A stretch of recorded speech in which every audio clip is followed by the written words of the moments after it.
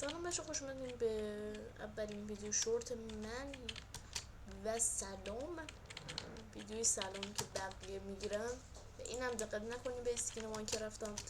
من در کلا مگم های میدونی من در مورد چیا داخل اینجا توضیح میدم. من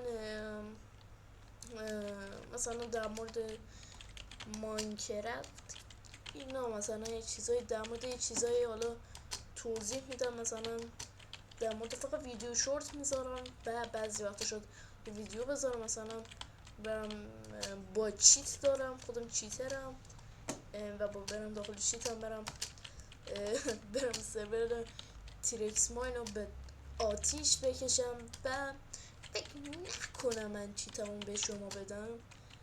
و همین دیگه، این ویدیوی سلاممه و در مورد داستانه خودم هم توضیح میدم داخل همه مپ پارکور و همین دیگه.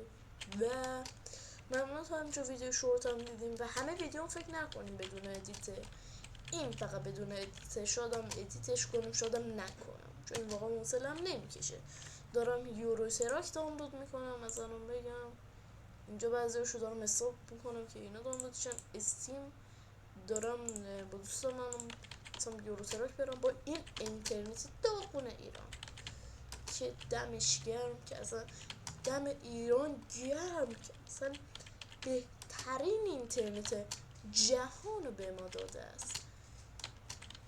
و در کل بازم هر یک ویدیوی همین شکلی بگیرم و ممنون تا اینجا تا این ویدیو همراه هم بودین. لایک کامنت و اینا تموم نشه تا ویدیوی بعدیم. خداحافظ.